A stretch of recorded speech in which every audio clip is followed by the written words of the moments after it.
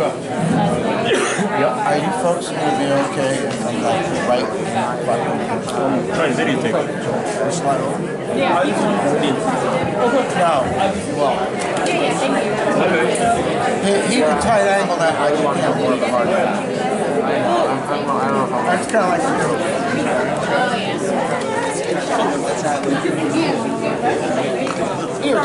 you're all right. Thank you. Don't worry about it. I feel like it's You know what? yeah, you know what?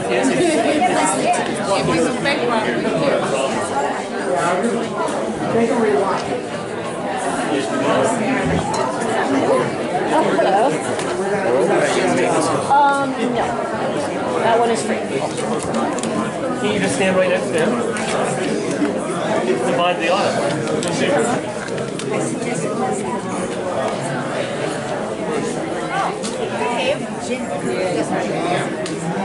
Andre was just in one. All right, so you got over here covered. Good? Snag his empty. Good thinking. That looks like a hot mic, so I better watch what I'm saying. One should always watch what says. That has been my experience. Well, yeah. Okay, we are ready to start the mayoral candidates forum. But before we do, I've been requested to, I'm not sure if it's a retraction, I'm not sure, you can call it whatever you like, but Gary Kellewan, who is the vice president of the NAACP, has asked me to state that the question that I asked that came from Brian Fumagalli, Gary Kellewan says is erroneous, that the NAACP never has said or used the phrase structurally racist to describe the city of Peekskill. He asked me to state that, and so I am. I mean, it has nothing to do with that.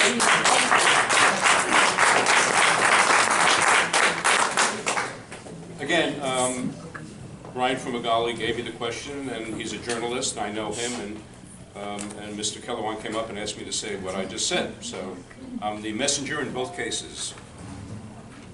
For the mayoral candidate forum, of course, Andre Rainey and Frank Catalina are here. The slightly different rules of engagement are that each of them will make a 2-minute opening statement and a 2-minute closing statement. Mr. Rainey will go first and Mr. Catalina second. They mutually agreed to that, so I thought that was very gentlemanly. I didn't have to use my little pieces of paper. And then in answering each question, each will have 1 minute and 30 seconds, 90 seconds to answer each question. And the difference in this particular forum now is that the other candidate who did not first answer the question has 30 seconds to comment, respond, say whatever they'd like, and then we go back and forth like that throughout all of the questions. So Tony, are you ready? I am. Okay, thank you. The first question, some of these may be the same as the council, although I'm going to try to. Huh? Yes, Mr. Catalina, you do.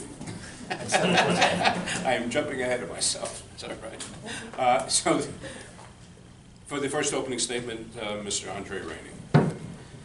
All right. Good evening, everybody. Thank you for being here this evening. Bruce, thanks for being a moderator. Frank, thanks for running again. I first want to start off saying my name is Andre Rainey. I'm currently on the council here in Peekskill. I was born here in Peekskill. My father was in the Air Force, so I was able to travel at a young age. I lived in Germany for a few years. I lived in Las Vegas for a few years. And I decided to bring myself right back here to Peekskill to graduate from Peekskill High School in the class of 2002, which is probably one of the best classes from Peekskill High School. I've given a lot of love and respect to this community, and I want to continue doing so. I realize how much the city is thriving, how much the city is growing, and I'm growing with it.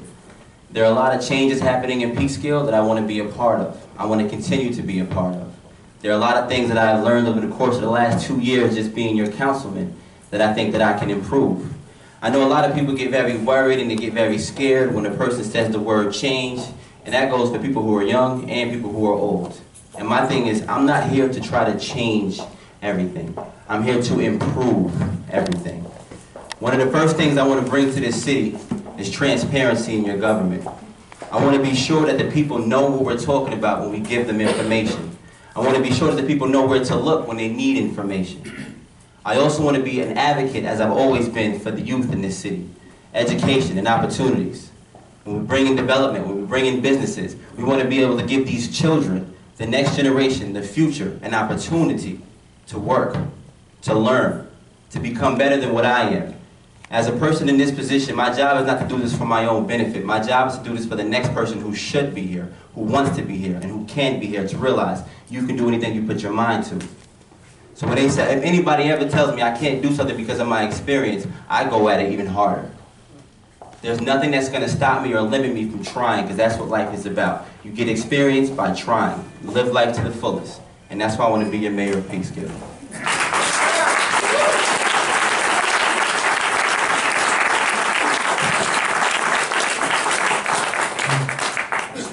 Well, good evening, everyone, and thank you for sticking around for this debate. I know it's getting late. I want to thank all of you that voted for me to give me the greatest honor of my life to serve the city of Peekskill as the 22nd mayor of the city of Peekskill. I grew up here, child of a single-parent household. Mom, please try to hold your applause until everybody's done. I went to Assumption School. And I maintain my lifelong relationship with Assumption Church. I've been counsel to them since I got out of law school, and I never sent them a bill. I'm a life member of the Peekskill Ambulance Corps, Colombian Host Company #1. I've been their attorney for 33 years. I'm a member of the Rotary. I was the president-elect of that Rotary Club in Peekskill. The Lincoln Society, I'm on the board of directors. I'm on the board of directors of the Salvation Army. I'm a member of the Peekskill Elks Club, the Christopher Columbus Club, the Peekskill Bar Association. I'm a past president and one of the founding members. The Westchester County and the New York State and the American Bar Associations, and a member of the New York State Criminal Defense Attorneys Association. I love Peekskill. Although I lived outside of Peekskill for a few years raising our children, my work was in Peekskill every single day since I got out of law school. I ran for office for 2 reasons. I saw the destructive effects of fiscal mismanagement, and I saw no growth for 6 straight years. And I knew we could do better, and I knew that we had to do better because our city was on the verge of being taken over by a state controller. So I ran, and we're going to talk more about the plan that we had and how it's been implemented and why we're seeing the success of that plan today. So thank you very much.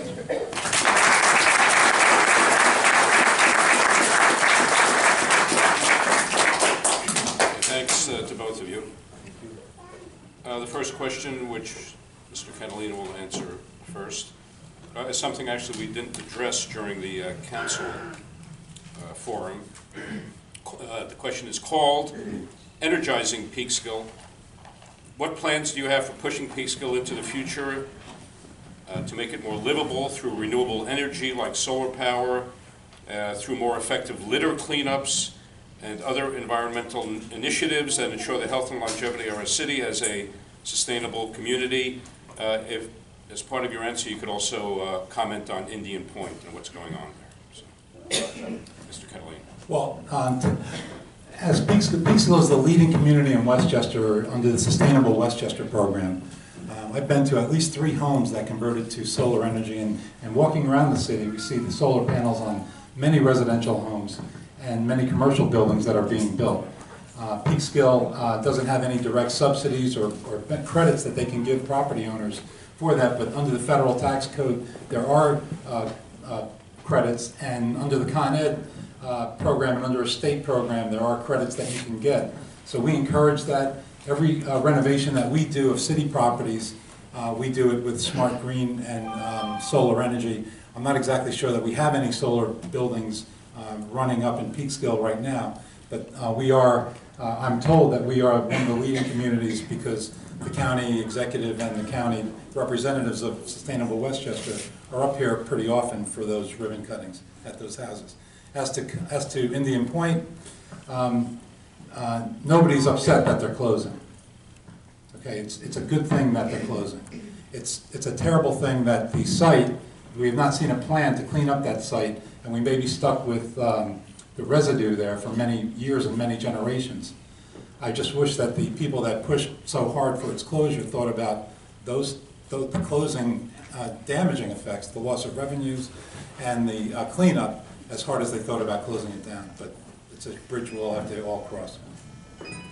Okay, Mr. Rainey, if you'd like 30 seconds to respond to Mr. Catalina. I actually agree with a lot of what he said.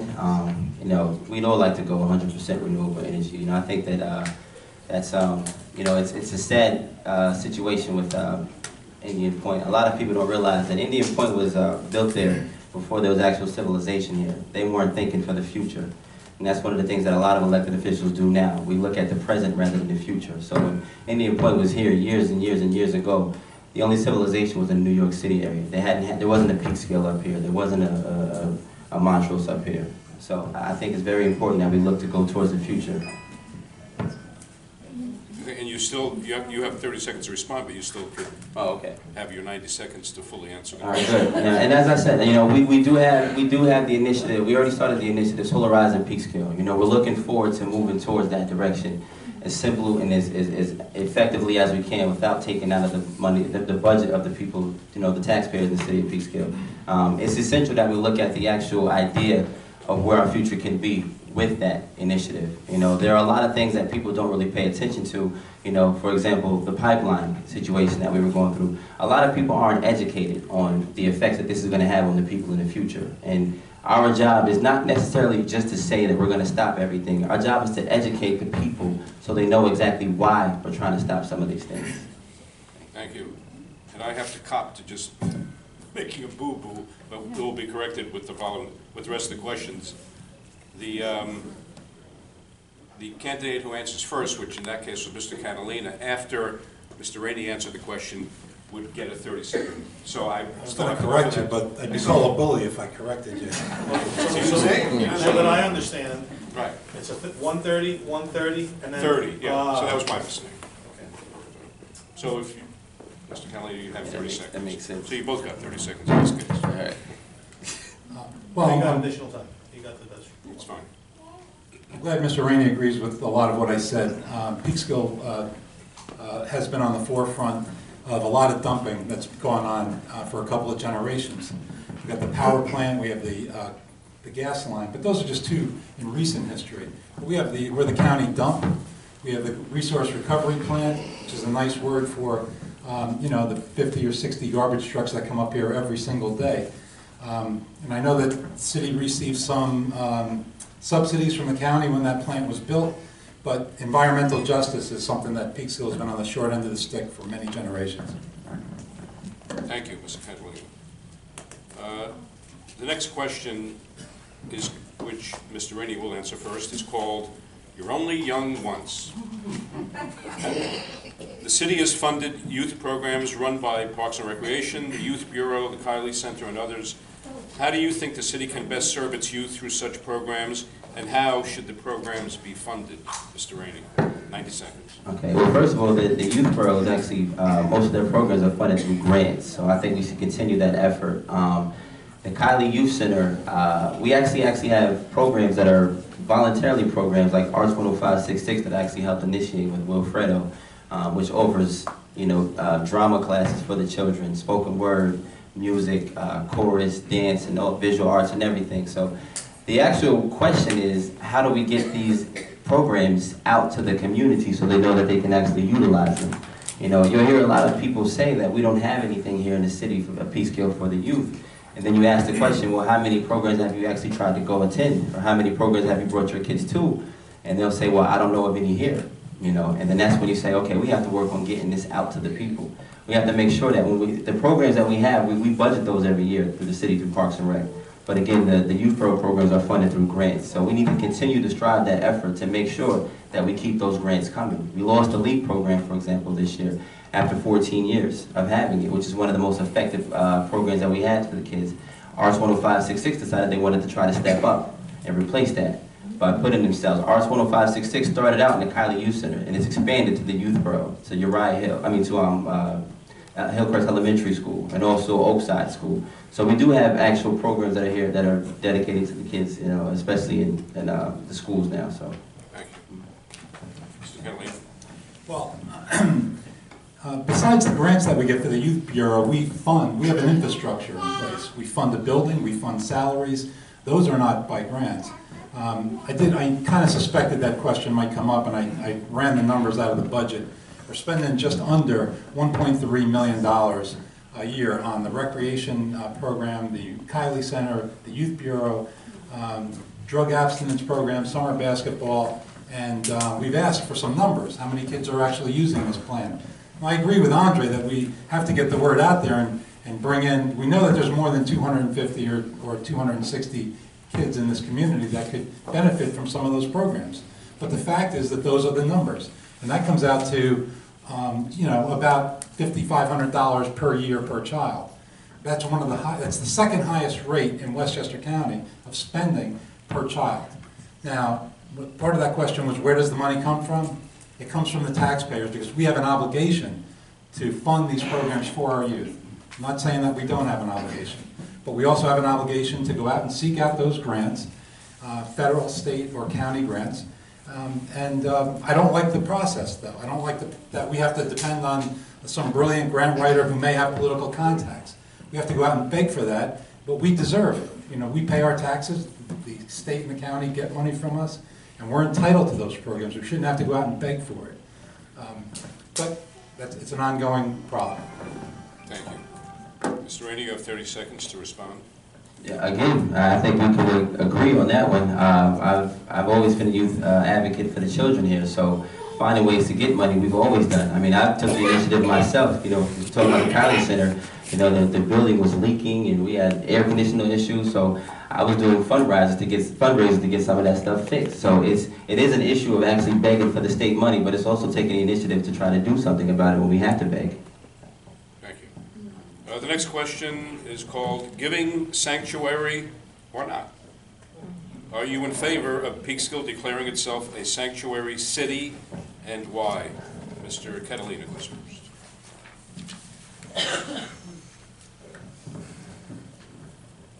No and yes. We passed in 2017 a resolution that in effect makes Peekskill a sanctuary city. That resolution was drafted primarily by the clergy of Papa, and it provides the immigrant community every single protection that a sanctuary city would give it. I'm not in favor of declaring ourselves and using the S word as being a sanctuary city. And let's just get this out of the way. Nobody is happy with what's going on in Washington. I firmly believe. I was against him when he ran. I have daughters. I was against him when the Bush tape came out, Billy Bush tape. But with that said, I believe that Washington and the nuts down there are not going to take on New York City or Los Angeles or some big city. They're going to pick a medium-sized city or a small city like Peekskill, and they're going to try to make an example out of us.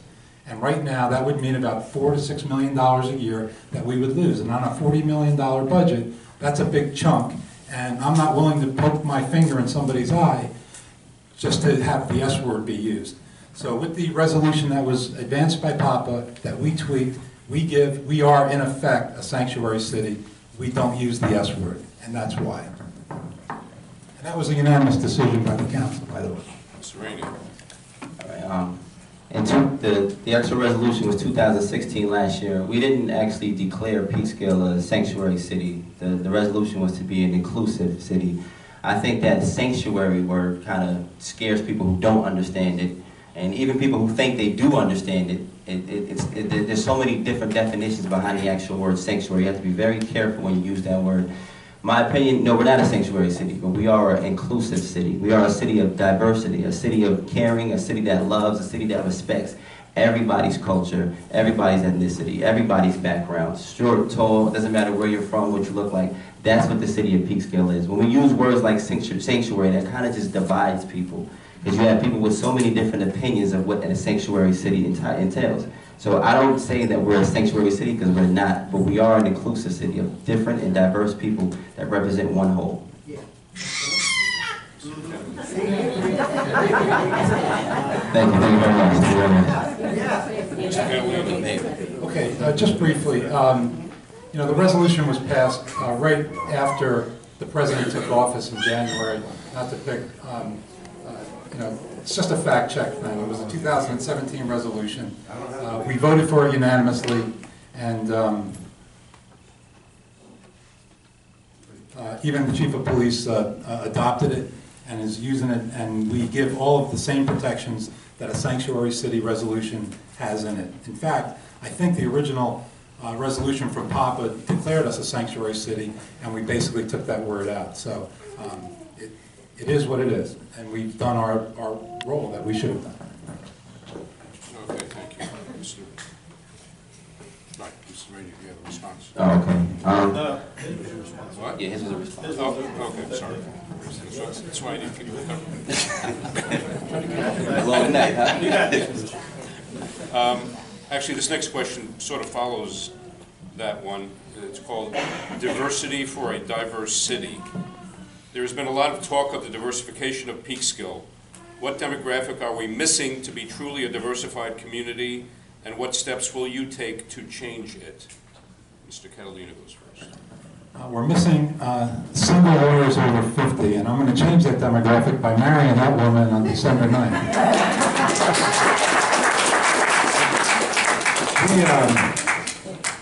I don't know of any group that we're missing.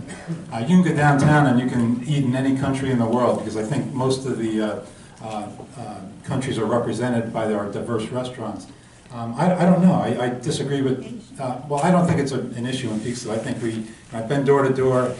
We have people from all over the world living here, and I think we're doing a pretty good job getting along with each other. Thank you, Mr. Rainey. First, I want to say I love Peekskill. Peekskill is a beautiful city with beautiful people.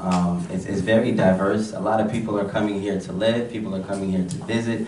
People are coming here to start their businesses. People are coming here to teach and go to school. And it's a beautiful city. If we're missing anything in Peekskill, well, my girlfriend's not here, so I can't talk about our wedding or anything. But if we're missing anything in Peekskill, I would just say new mayor, leadership, something positive, I guess. I mean, but other than that, I agree. I don't think we're really missing too much. We have a lot, and for those who are watching this at home who aren't from Peekskill, you know, please come. If you're not here, we're missing you. Catalina, 30 seconds. That was one. I owe you one. Okay. I think I wanted to go back to one of the questions that was asked in the Common Council. I know it's a major issue about the multifamily housing. I'll repeat the question. There are definitely many homes that are overcrowded with many families living in a one-family home. How would you try to bring this problem under control? Mr. Rainey. I think the way the candidates, actually all of the candidates answered that question correctly, if I may add, this evening, when they said code enforcement. You know, it's vital to our community. You know, as Colin said, it affects the school board, it affects the education of the kids, which is one of the most important things, I think, in the city of Peekskill. So I can give you a short answer to that. I think code enforcement is something that we need to, you know, be on top of, as we are most of the things that we're involved in. You know, we have different boards that, you know, take care of different things in the city of Peekskill. Code enforcement is something that we may be not as strong on. That, you know, with everything happening in the city growing and thriving so much and so fast, that's something that we may have overlooked over the previous years, which is something that we will, at least going forward, looking to improve. Mr. Catalina. Well, we used to have what was called a task force. So if a police officer went to a call and he noticed, you know, overcrowding or multiple illegal apartments, rooms being divided by sheets, they would take care of the call, and then they would make a notation, and it would go to the building department. Or if the garbage, the sanitation workers picked up garbage and they see a single-family house and 10 garbage cans outside, they would just make a note of it and notify the building department, or if there was a fire or something. So in other words, the departments spoke to each other, And that was under Mayor Testa's administration, and I know because I helped draft the legislation that did that when I was the city attorney. For whatever reason, that task force and that intra-department communications, which worked perfectly, it was discontinued. And I don't know why. And it's something that I agree that we should reinstate it, and we should go out and hire the building inspector and I'm sorry, a code enforcement officer. And I think what we've shown with the we hired the guy that writes tickets, and we've shown that he brings in more revenue than his salary. And I think that if we had a code enforcement officer, you know, the revenue isn't the goal, but compliance is. But the cost of that officer would be paid for by the fines that he brings in. Mr. Rainey, you have 30 seconds for responding. Okay, well, first of all, thank you, Testa, for that idea. Once I'm in, that's one of the first things we'll do, try to bring that task force back. Okay, thank you, thanks. No, he went first in that case. Yeah. Oh, sorry. Right, yeah. See, it's contagious. Yeah, it is. Oh, you went. This question, just to open it up a little bit, actually has statewide implications, including Peekskill. But it's something you may have seen signs about all over the place. And the question is, are you pro or con on con? And I'll explain, and this will take a little longer to set up. On Election Day, November 7th, New Yorkers get to vote on a proposition that pops up on the ballot once in a generation, which is to say every 20 years. And that is whether or not the state should hold a constitutional convention where a group of delegates, not elected legislators, group of delegates propose amendments to the state constitution that the public then votes to accept or reject. So the public doesn't get final say, as in any election. So the question is, are you pro or con on what they call con, which is the Constitutional Convention? Mr. Catalina goes first. I'm absolutely opposed to the Constitutional Convention. What it's morphing into is a mechanism for the state to somehow get around its pension obligations to generations of workers that traditionally took lower paying public service jobs in anticipation of getting a pension and benefits that came with it. I believe it's a gimmick. It's a cheap attempt by Albany politicians to skirt around their pension obligations, and I'm totally against it, and I've come out against it during the course of this campaign. Thank you, Mr. Rainey. I agree. I actually, I believe this comes like every 2 decades, every 20 years or so. So 20 years ago, I had no idea about this. I wasn't even old enough to vote. So, but as soon as I found out about it, and thank you for explaining it again, Mr. Mayor, I agree to vote no. I'm completely against it. You know, democracy is very important. I'm completely against it. And like I said, I promote that everybody vote against it as well. Please vote no. Okay, thank you. No, okay.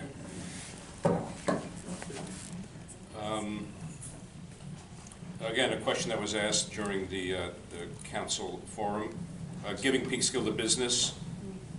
What are your ideas on strengthening local business in town, and how important on your list of goals for the city is it? Mr. Rainey, you go first. Strengthening the city's business is probably one of the most important things. I think one of the efforts, of course, is improving the reputation of our schools. I think when people see that our school reputation is good, I think that attracts more families. The downtown business area is actually improving daily and thriving right now. And acknowledging the businesses and supporting them is very important. There are a few success stories right here in Peekskill right now of some local businesses that actually have support, that are doing very well. And acknowledging each other and supporting each other is very important. And the initiative to start that is to, you know, we can do simple things like Business Week in Peekskill, where we meet with all of the business. They have the bid here in Peekskill, but they're not necessarily involved too much with the community that doesn't own businesses. You know, we had an initiative from the bid where they wanted to put the actual businesses on the local network. with neighboring cities. And you know, it's a brilliant idea. It brings more people to Peekskill, also to the neighboring cities, because it's not just about doing everything for Peekskill here. It's about bringing people from the outside in. And when our neighboring cities see what we have, they'll welcome themselves over here. And when we see what they have, we'll welcome ourselves over there. And then we'll just be one big Peekskill, one big Westchester County. And I think that's important. So it's very important for us to actually acknowledge the businesses that we have here and continue to work with them as elected officials. Mr. Catalina. Can I ask the question to be repeated without going into my time? No, of course, yeah. What are your ideas on strengthening local business in town, and how important on your list of goals for the city is it? Yeah, that's what I thought. Okay. When I took office, one of the 3 points of our 3-point plan was to bring in employers of businesses between 20 and 30 or 40 employees. We were successful in doing that. We brought in Westchester Tool down on Washington Street, 25 employees. McHale's is building on the location on Washington Street, 40 employees. Lou Lanza, over 100 employees in the various restaurants that he has. The Diamond Brothers property down on Charles Point, over 40 employees. How did we do that? I was on the bid. I sat on the bid where the bid made recommendations to the council, and I was on the bid. And the council ignored those recommendations. The first one was to change the residential law downtown to let people live downtown besides artists. And it was heresy to suggest that. And that was the first piece of legislation that I introduced when I took office. And once it was passed, we see what's going on Main Street. Mr. Carney could not build and have 75 units or 74 units if he could only depend on artists to fill them, because quite frankly, there weren't enough to do that. So we changed the law. That's one method that we do. The second method is that when these companies come into town, we get out of the way. Let them go through the planning process, but let it be done quickly. Don't get in the way. Don't burden them with red tape and keep them before a planning board for 10 months and 12 months. And you know, a lady had a sushi place and she wanted to open up an ice cream parlor. And they took 8 months to approve that. And it might have been reversed. It might have been an ice cream place that was changed into a sushi place on Main Street. And it shouldn't take 8 months to do that. So government needs to get out of the way. Thank you, Mr. Catalina. Mr. Rainey, Yeah, sure. I can say I've been able to bring a little peace on the council since I've been there. So some of those things that he probably tried to initiate when he first got there have been initiated since I've been there. So I think that's very, very, I think I can say that, and you agree? Yeah? Okay. But I do think it's important that we acknowledge, you know, like I said, the businesses that we have here. You know, we have the like he said, the Spence Hudson out there on the marina, but some of the kids in Peekskill don't even know about it. You know, so it's making sure that we reach everybody here in the city of Peekskill, and that's how you keep your businesses improving. And I think that'll work for us. No. Okay. All right, next question. By the way, one of my favorite things to do is watching the Common Council meetings online, so you might recognize this question. It's called role-playing. Whose job is it to run the city, the mayor or city manager, and what do you consider the primary duties of the mayor? Mr. Catalina goes first.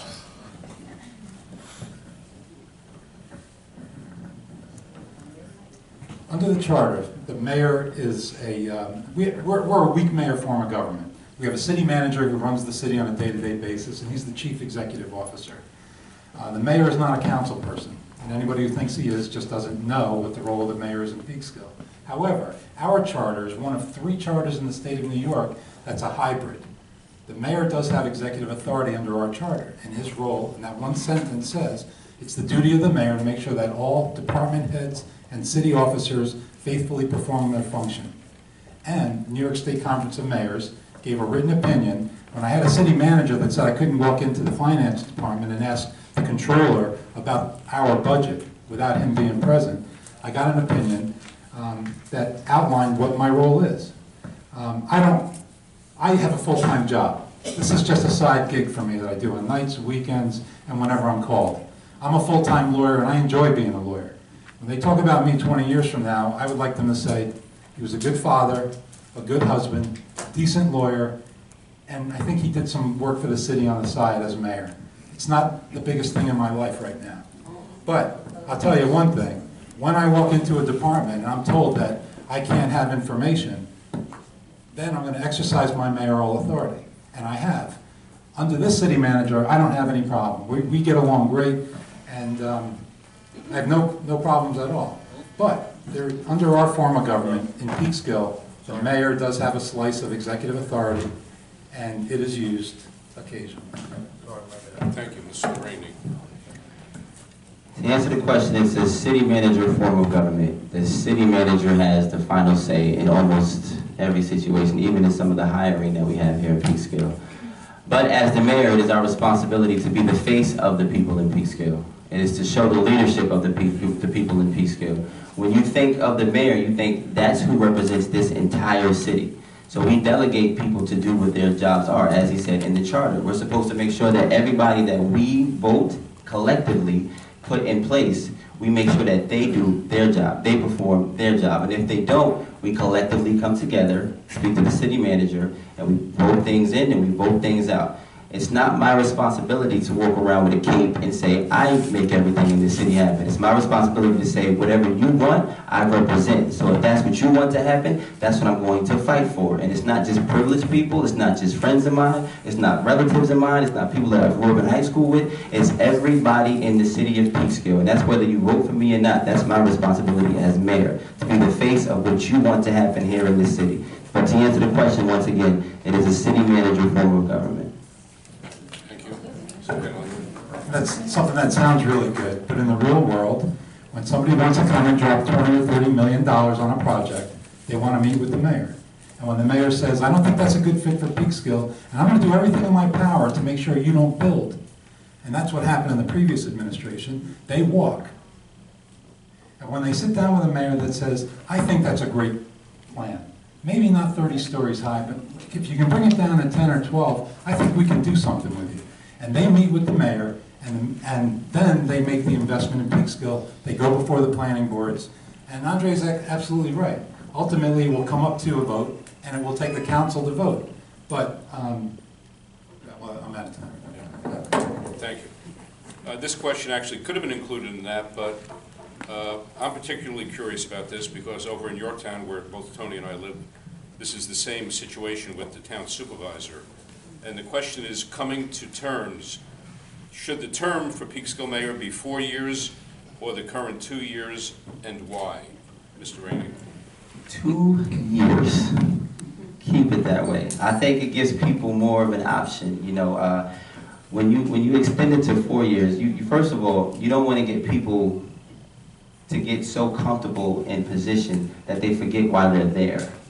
You know, and I think that's why they, you know, whoever designed this charter, I think that's part of the reason why they said, we'll do council 4 years, but we'll do mayor for 2 years. I mean, once you get too comfortable, you forget why you're there. And you all, you know, I have a big head, but your head gets big when you're there too long. And you forget that you're supposed to represent the people of Peekskill. You know, when we talk about, for example, yes, you know, we talk about the city manager, that's his role. And if my term is going to be 8 years, I may forget that that's his role. You know, the presidents of the country, they have to run an entire country, so they may need more than 2 years per term. But to run a city that 25, 30,000 people, I think 2 years is good enough. Okay, thank you. Mr. Catalina. Well, I actually agree with Councilman Rainey. I believe under our system, the 3 councilmen on each, that they get, I believe the mayor should run every 2 years with 3 council people that are elected on 4-year terms. It keeps you honest, it keeps, you know, you never really stop campaigning when you're in a 2-year term. And 2-year terms are more prevalent than 4-year terms in our system. Assemblywomen, assembly persons, state senators, they're all on 2-year terms, county legislators. So the vast majority of public officials are on 2-year terms. It seems to be working, and for Peekskill it would take a charter change to change that, and I wouldn't want to see that. Thank you. Mr. Rainey, have any response? Yeah, good answer, Frank, good answer.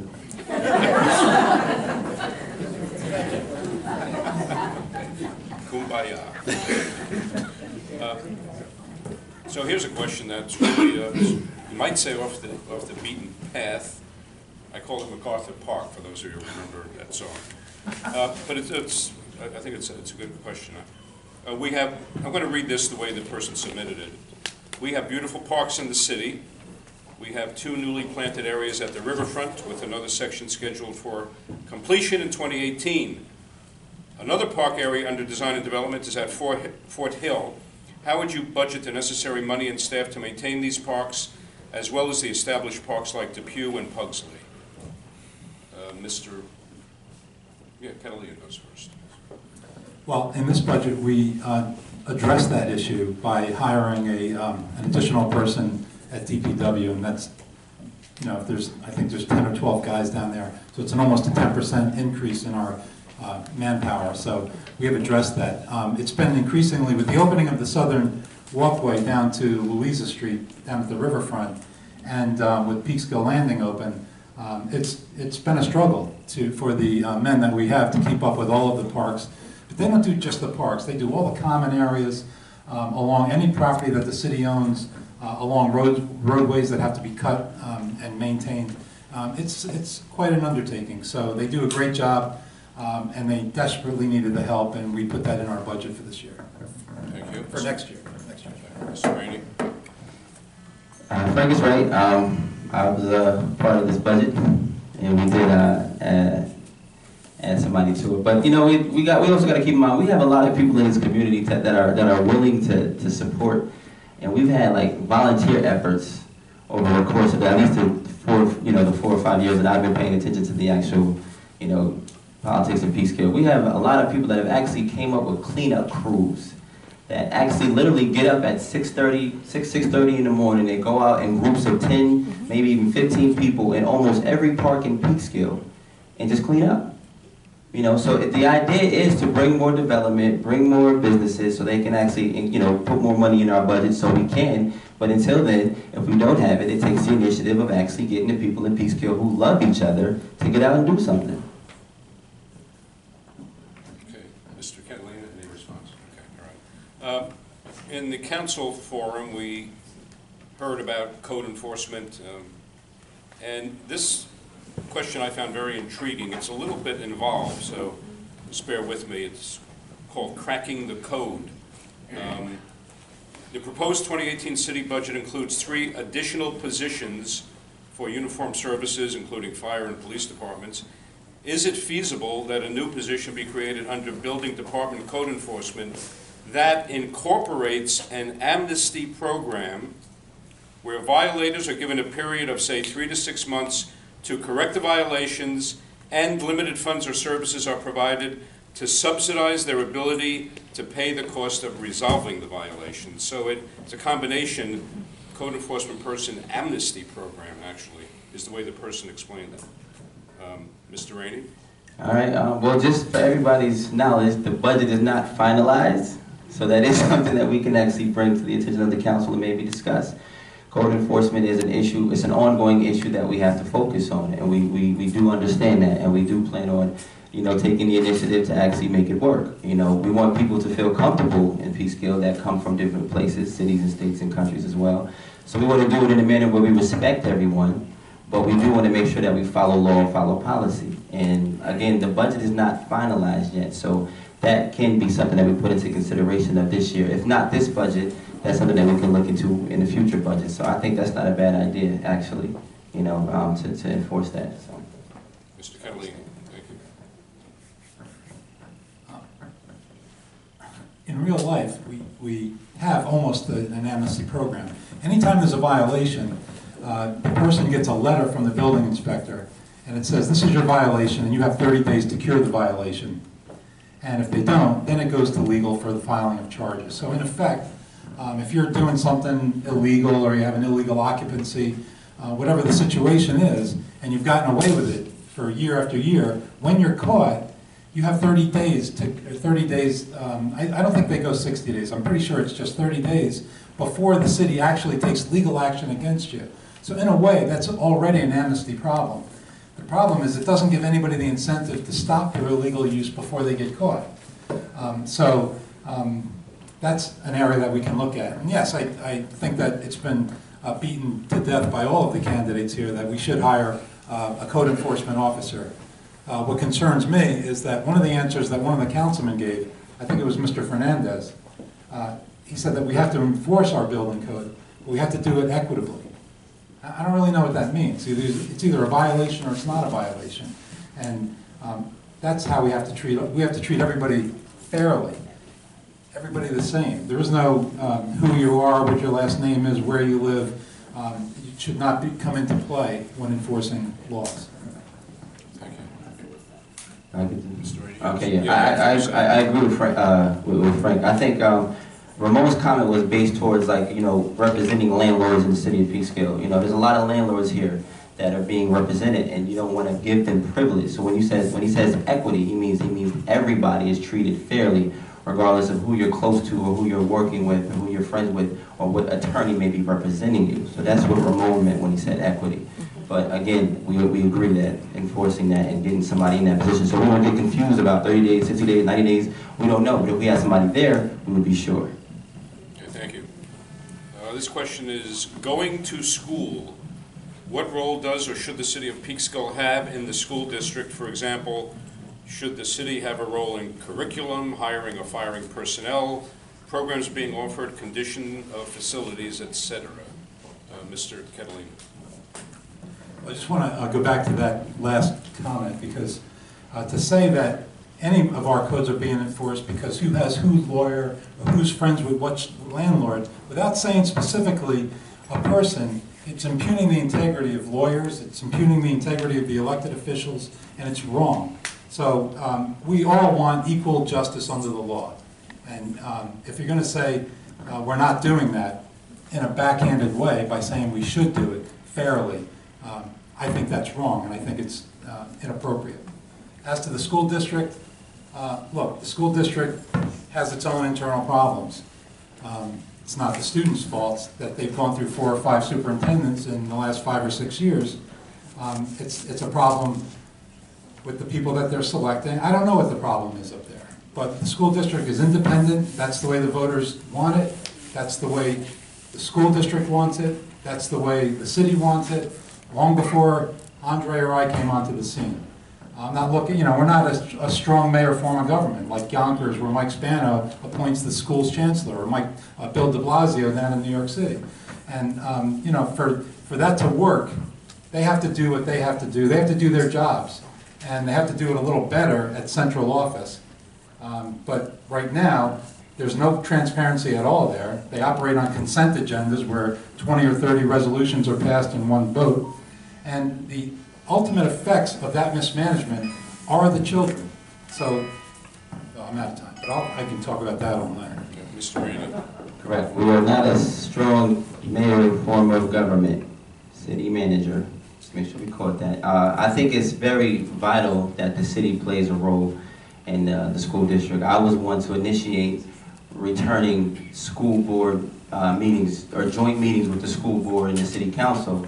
And we actually had 2 last year. We scheduled 1 and it was very successful. Parents, well, more kids actually showed up than parents, but I'll save that for another night because it's a very concerning issue. But a lot of the coaches came out. The second meeting we had, I was unable to attend because I was at a function in, I believe, Las Vegas at the time. And because I missed that second meeting, the mayor said, we're not going to have any more joint meetings with the school board unless you come up with the actual agenda. So I've been working, trying to get those agendas complete in order to comply, to be in compliance with the school board's agendas and city council agendas. But to answer the question once again, it's very important that we are involved in what the school is doing. The school has their own budget, but we need to know what's going on in our school systems. Yes, we've had 4 or 5 superintendents in the last 10 years or so, but we can't even answer why. And as the mayor of your city, when you come here and say, hey, I'm a developer and I heard this is going on, you got a great school, what happens to your superintendent? Oh, I don't know, go to the school board meeting and find out. Like, that's not the response that we want to give them. So I think it is very important that we get involved with the school board, and not just as elected officials, but as people in this community, period. Thank you. Mr. Catalina, 30 seconds.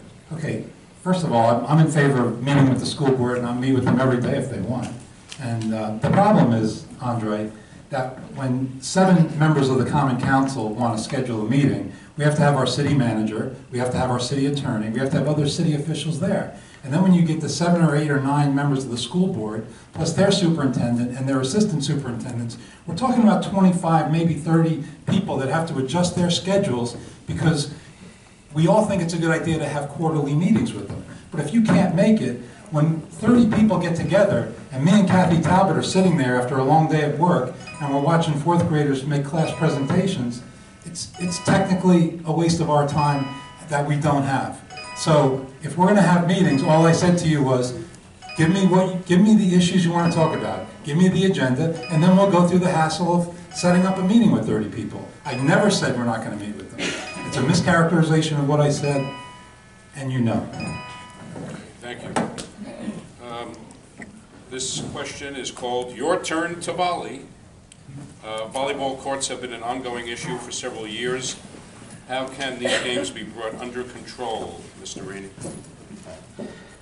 First, I would just like to say, I believe last year at Halloween, you weren't going to be able to attend the meeting, and you suggested that we reschedule the entire meeting, which I didn't think was fair. But if we can get 25, 30 people to come and volunteer to speak for the kids, I honestly don't care. Our responsibility is for the kids' future. So if it's going to take a meeting of 25 to 30 people to be a successful meeting for the kids, then it's worth it. Especially if it's only quarterly, which is 4 times a year. I don't see how that should be an issue in any sort. But again, with the volleyball issue, this is a challenging issue that we're facing. Public safety is one of the things that we're focusing on, especially the people running on my ticket. You know, we understand that, you know, there are a lot of laws that and policies that aren't being followed by the community, and this goes back to enforcing that, you know. And we just, I believe in this budget we're looking to, you know, hire more uniformed personnel. So that's going to help prevent some of these issues that we're having with volleyball and the games and how they get out of hand sometimes. Mr. Catalina. No, you haven't gone for your 90 seconds yet. Well, I just want to go back to that because you know, Andre, you don't have the market cornered on loving children. I raised 3 of them, and over my career of 36 years, primarily doing divorces, I've represented literally thousands of them. So you don't have the market cornered on that. When we meet with the school district, we all are there for the benefit of the children. And when we schedule a meeting and have 25 people adjusting their schedules, you should tell us that you're traveling to Las Vegas that night. And if you want to meet with the school district, I don't think it's a lot to ask to say, we want to meet over issues A, B, C, and D, and give them an agenda. In fact, they want the agenda before they'll schedule the meeting with us. So it's not me saying we're not meeting. That's first of all. Now, you want to talk about volleyball. The opposition, the so-called majority, prepared a legislative agenda in 2015. And they prepared another legislative agenda in 2016. And it was exactly the same thing. And number 4 on that agenda was construct a community volleyball court. We're still waiting. And remember, anything that you hear tonight, you got to remember who the majority is and how they are so quick to tell me what they're going to do because they're the majority party. So everything you hear, we should be more transparent. They have a majority. Why haven't you done it? You sat there for 2 years. Your party has controlled the council for 8 years now. So what are you going to do about a volleyball court? I wanted to put one down at the riverfront, and it was heresy. You can't put a volleyball court down at the riverfront. It never came up for a vote. I'm not pushing the issue because it was on their legislative agenda. And by the way, none of the other issues on that legislative agenda were ever addressed either. Thank you. Yeah. Just keep in mind, like he said, pay attention to what they say. There was no joint meetings before I joined the council. None. Just to keep that in mind. And also, yes, he's right. We had a Democratic majority. Look at Peekskill. It is growing. It is thriving. When we talk about transparency, we're not talking about downtown. We're talking about our city government. That's where the transparency comes in. But yes, he's right. Look what the majority has done for Peekskill thus far.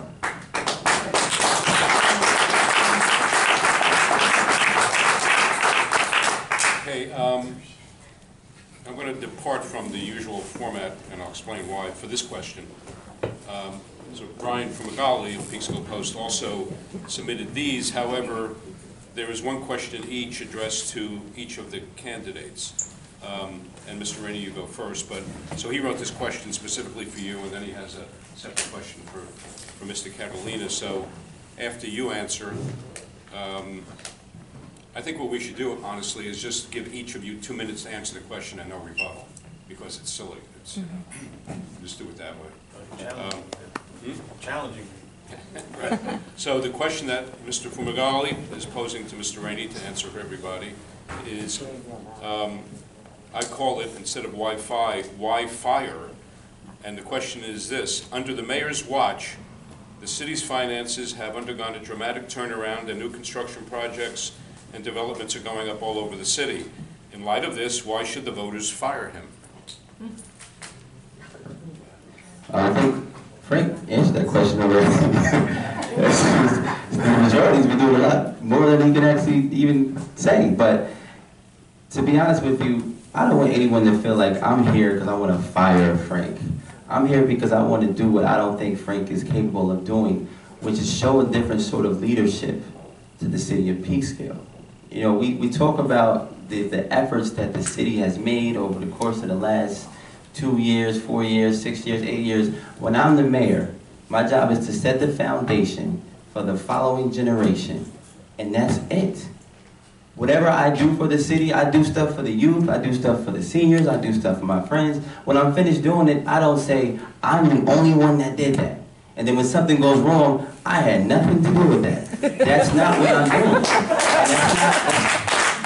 That's not what my role is as your mayor. I don't think Frank is a bad guy. I would love to get invited to his wedding. Honestly, I like Frank. And I can honestly tell you, win or lose, if it weren't for him running in the last 2 elections, I would not know what I know right now.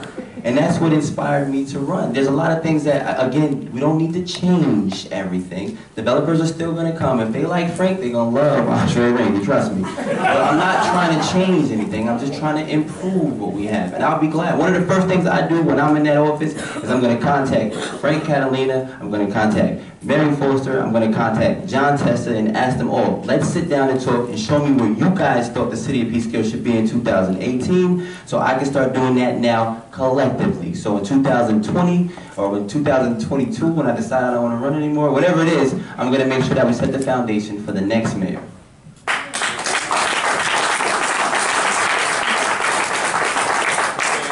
Mr. Catalina, again, this is, just so you remember, this is Brian Fumagalli speaking. Thanks, Brian. Through me. So it's, I call it, do you buy bipartisanship? Wait a minute, doesn't he have a chance, didn't you say? No, because, no, these questions Dying to are, respond. these questions are only for one candidate, so.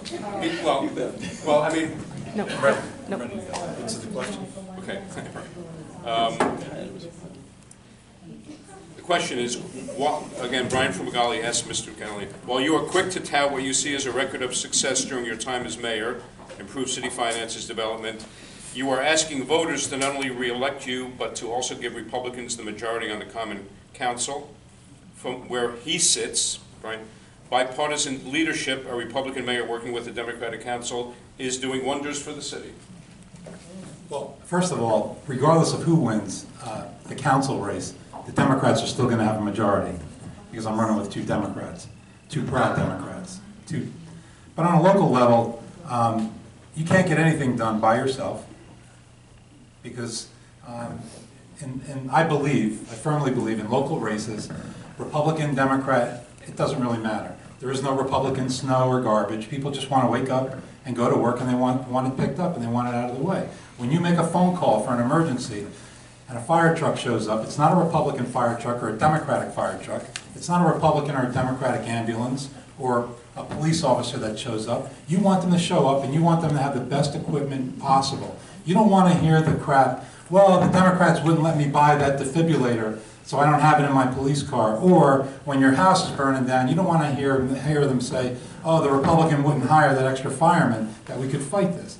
These are nonpartisan issues. These are nonpartisan races. And I run as an independent. I'm endorsed by the Independence Party. I'm also endorsed by other parties, including the Republican Party, the Conservative Party, the Reform Party. But I run as an independent. I govern as an independent. There is no room for Democrats or Republicans to wear that into the council chamber and bring the nonsense of Washington and Albany into the council chamber. You want to affect immigration policy, run for Congress and change it. That's my feeling. You want to go to war with Korea? Then run where your vote can matter. We don't need to hear your views on North Korea. We don't need to hear your views on a lot of those national issues and bring those national fights into the council chamber. That's why I'm all about Peekskill. That's all I care about. I asked 2 people to run with me. I didn't even know what they were. And when they told me they were Democrats, I didn't care. The last time I ran with an independent and a non-registered. She was registered as a no party affiliation. So it doesn't really matter to me. So I think I've shown that I am the bipartisan candidate.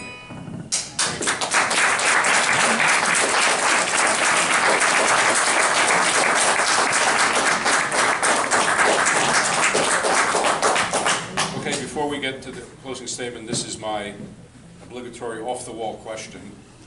And this just is what it is. Mr. Rainey, you go first. So the title of this is, "'Tis the Season to Say What?" Excuse me.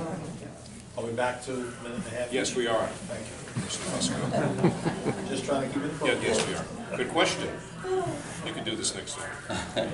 Okay, so this, sort of off-the-wall question, just Merry Christmas or Happy Holidays? Oh. Happy holidays. I think wherever you celebrate, you don't want to be limited to believing that you have to say Merry Christmas if that's not your religion. And we don't want to scare you away from celebrating your holiday season in Peekskill by labeling it Merry Christmas. So I think happy holidays, so that's Kwanzaa, whatever you want to celebrate, your birthday, mine's December 17th, so it is a holiday actually. But whatever you want to celebrate during the holiday season, whatever we can do to make it wonderful, to make it joyous and eventful for people of all races, all religions. Again, this is an inclusive city. That's what we do. So not to take away from anybody who believes strictly in Christianity and Christ, but happy holidays to, I feel joyous right now saying this right now. Just happy holidays to you all. But I would say happy holidays.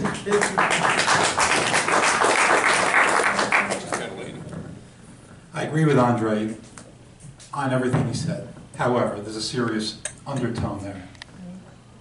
For me, it's Merry Christmas. And like Ramon says, you want to be equitable when we enforce the laws.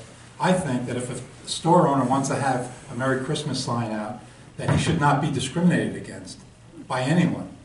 And it's the same people that want to be so inclusive that they're so objectionable to other people exercising their rights.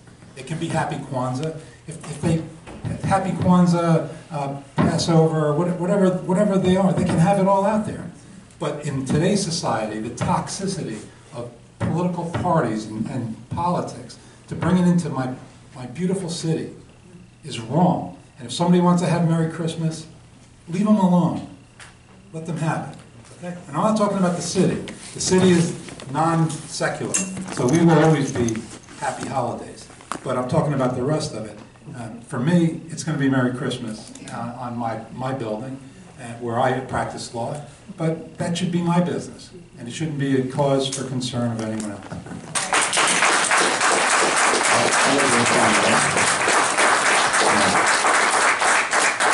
I just want to say, for those of you who don't know, a group of people in Peekskill created a banner to hang around Peekskill, and they wanted to welcome people to Peekskill by putting Happy Holidays. So nobody said anything about telling people you can't put Merry Christmas. Actually, that's the purpose of my statement, was to actually agree with you and say whatever you believe in you can put.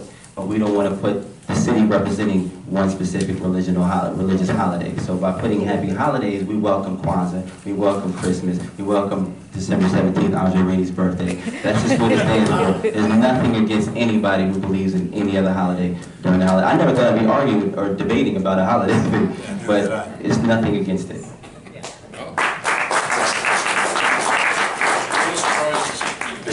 Right. Okay, now we come to the closing statements. Mr. Rainey, followed by Mr. Catalina. Okay, just want to say, Mr. Mayor, thank you for everything. Even though he's supposed to go first, but thank you for everything you've taught me over the course of just 2 years. I think I've learned more from him than probably anybody in my corner, my support team. me winning this mayoral race is not a disrespect or a downgrade to the work and the effort that you put in the city, because it is acknowledged. And I do respect everything you've done. I can see that you have the same passion for the city I think that I do. I just think that I see things a little bit differently. I think that I reach more of the people in Peekskill that you may not reach, which I think is very important, that we try to reach everyone. And again, I have no problem with more development in the city of Peekskill. Rainey is not going to scare away your developers. Trust me. I'll put up a Merry Christmas sign, Happy Holiday, whatever you choose. I'm going to continue to make this city grow. I think Frank's done a great job. I think the previous administration did a great job during the tough times they had. Deficit budgets, they did the best they could. Maybe it wasn't for all of the people, but they tried. Before that administration, everybody who works for the city of Peekskill tries their hardest. And it's time for me to step up to the plate, to get this young generation involved. We talk about the young generation's not involved, they're not doing anything, they don't even care. Sometimes we don't even have people in my age group that actually get out and vote. They don't even pay attention. When people see me stepping up to the plate, they do that. The seniors are excited to see somebody young with new ideas come up to the forefront and try. The kids that are my age are excited to say, oh, I went to high school with him. Let me see what I can do to help the city. And then you got the kids who look up to me, because I see and I work with the kids on a daily basis. So it's important that we look forward to our future. Everything we bring in this city from now on starts with a foundation of strong effort of collaboration and working towards the future. We talk about parking, we talk about public safety, we talk about education, we talk about taxes. Let's start looking towards the future rather than looking for what's going to benefit us right now. That's why I want your vote on November 7th. Me and the one Peekskill ticket. Thank you.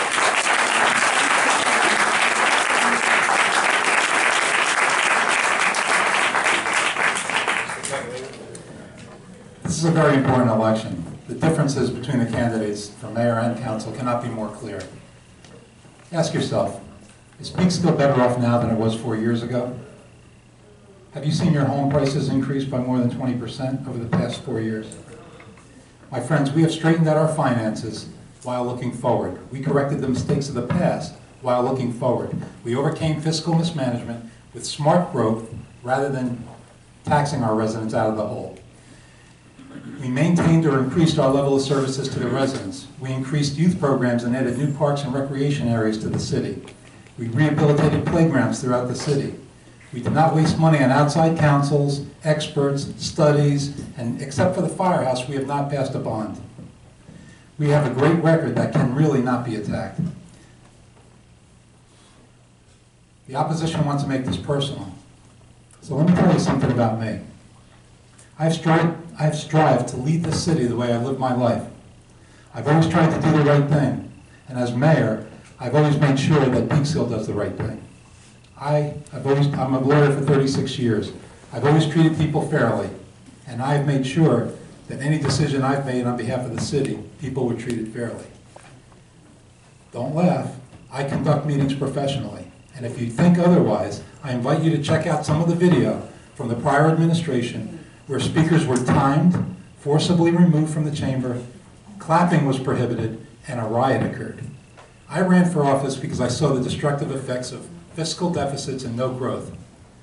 When I ran for office 4 years ago, I did so with a solid plan, and that plan was implemented month after month, and we started to see the effects of that plan after my first term, but now we see the full effects of that plan that has been fully implemented.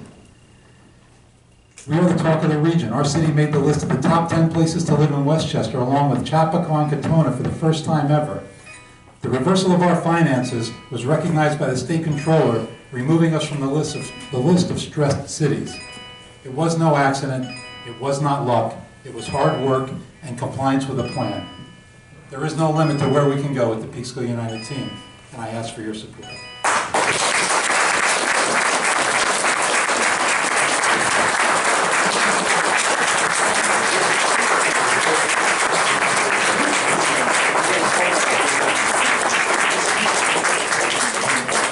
Council candidates come up for a group photo before you leave. Bruce. Thank you. I just want to get a group photo.